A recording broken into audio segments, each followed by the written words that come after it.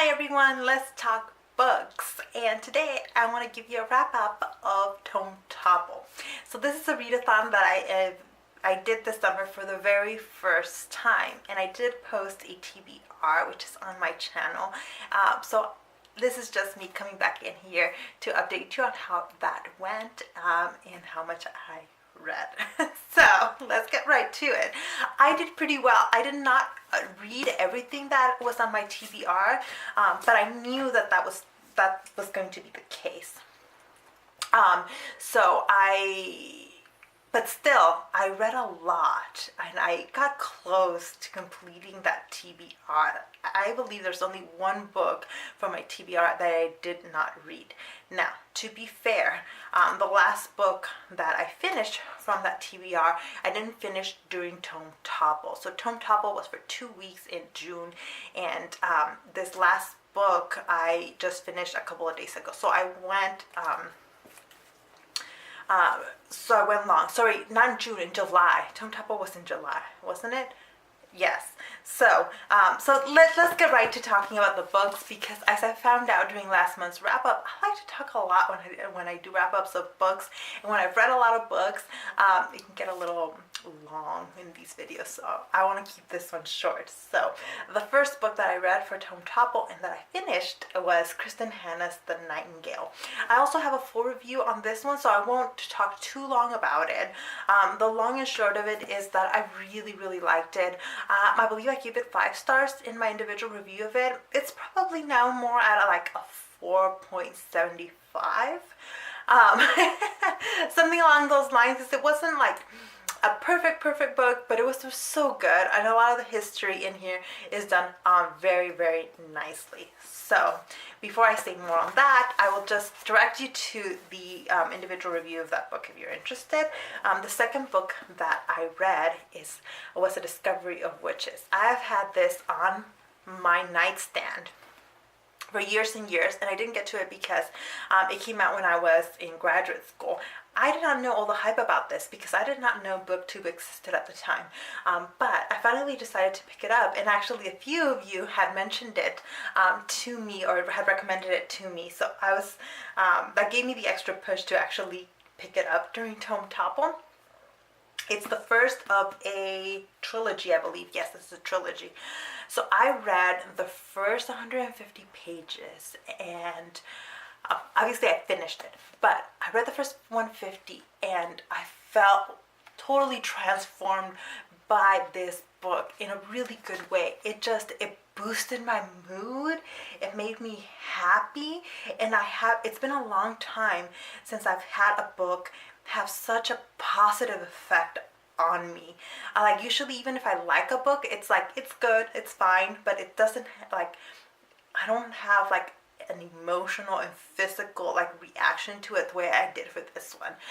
So really quick, the premise of it is that our main character is a witch, and she is a historian. She is at Oxford doing her research when she calls a book up from the archives. And the minute she touches it, there's something about this book. She knows that it's got magic in it or involved somehow, because she's a witch and the magic is like reacting to her. She puts her palm on the book and the book opens for her. Except she is like against using magic. She doesn't want to have anything to do with magic. I'll let you read it and figure out why. There's a whole story behind it. So she does what she needed to do with this book for her research, and she sends it back into the stacks. The next day, all kinds of magical creatures begin appearing in her life.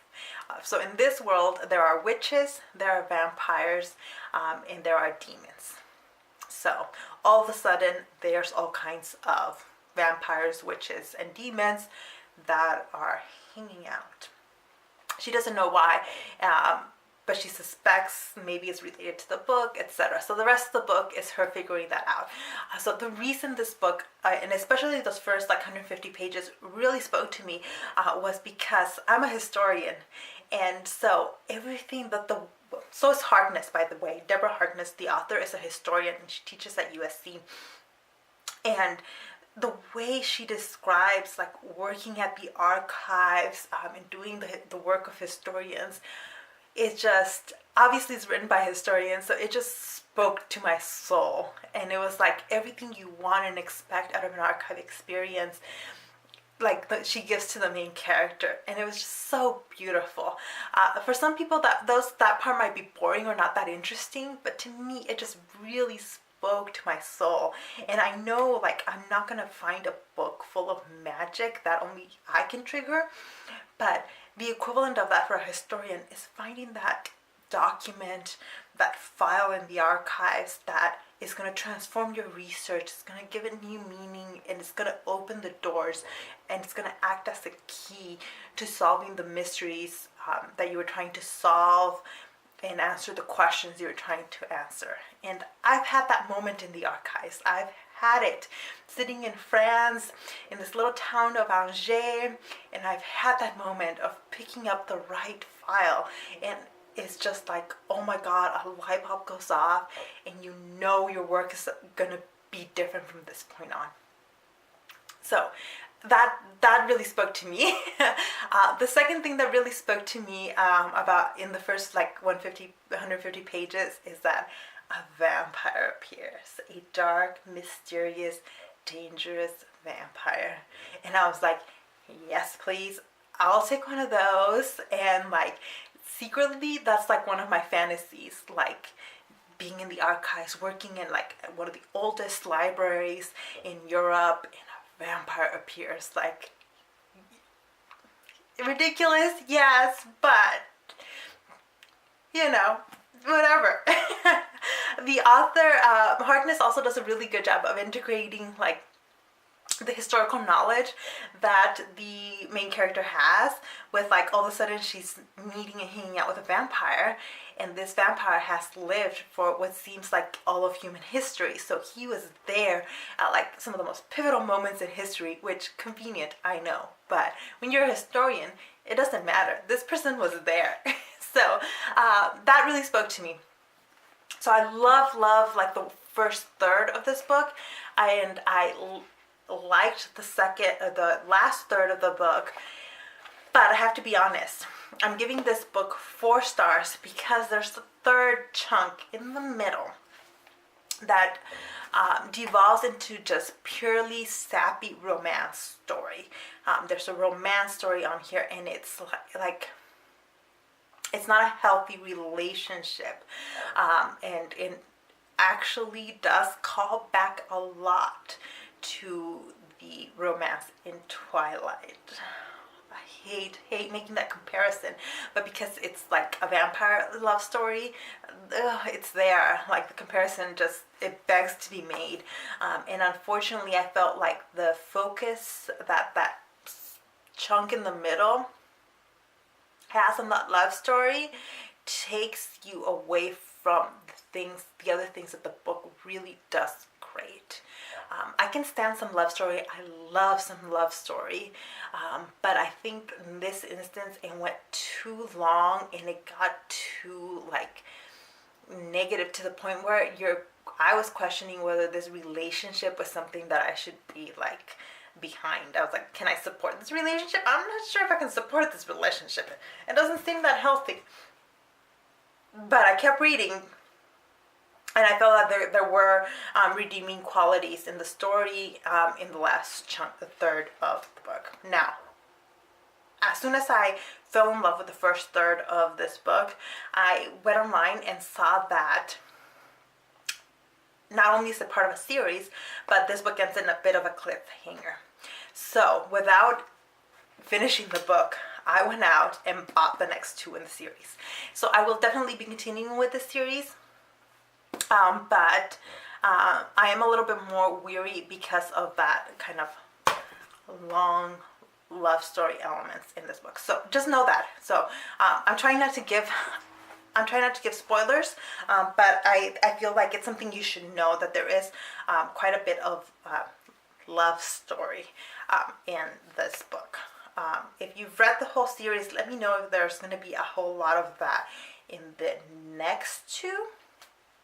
I'm going to read them regardless, but a heads up would be nice. So lastly, the last book that I read that was in my Tome Topple TBR is American Gods by Neil Gaiman. This is the bigger of all three books. Like the other two were in the 500 range. Let's see. Nightingale was, how many pages? Was 570. A Discovery of Witches was 580. American Gods is 750 pages. And let me tell you, The Nightingale was a fast read because you get into the story and there's a lot of action. A Discovery of Witches was fairly fast read because I was so into it. I couldn't put it down. I needed to finish it. It spoke to me so strongly. American Gods, was painful.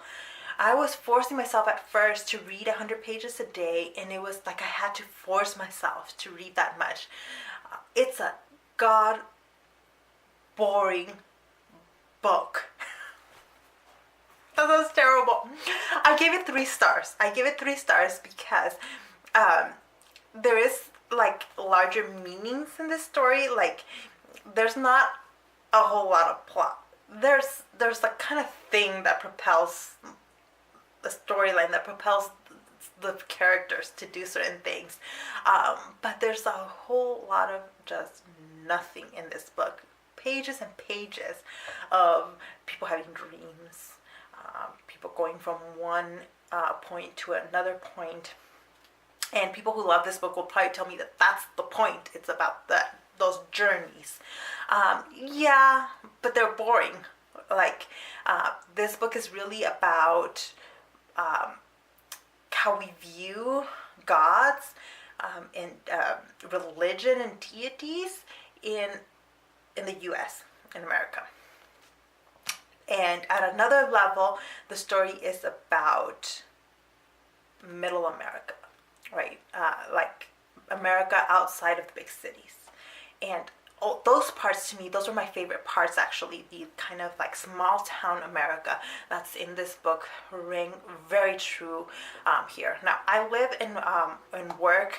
I work in LA, and I live very close to LA. I don't like big cities. The only big city I've ever liked has been Paris. My family currently, like I grew up in Southern California, but my family currently lives in Kansas, in like middle of nowhere, Kansas. So I know that what those kinds of small towns look and feel like. And that rang very, very true here. And that is why this book is getting a 3-star rather than a 2-star. Because without those parts, I think it's a 2-star book. The other kind of slightly redeeming quality is the end. I really like the end because things start happening in the last 250 pages. In fact, I think the last 250 pages could be the whole book, and you really don't need the rest of it.